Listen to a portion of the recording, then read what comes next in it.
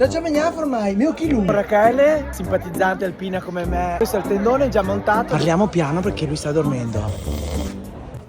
Questo è tuo? Mio nonno. Da mio papà. Respira.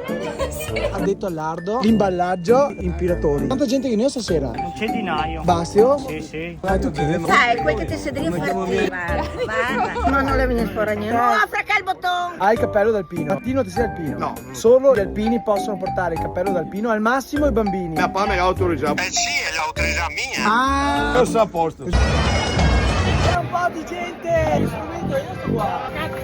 Vicenza tema la pace, in questo momento è ancora più preziosa.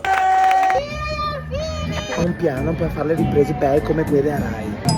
Se per caso lei ha una finestra che dà verso la sfilata, sono qua con una signora molto anziana. Non è che possiamo venire su a vedere la sfilata più comodi? Viva gli alpini! 2 minuti abbiamo resistito a fare i VIP, dobbiamo stare qua vicini a loro.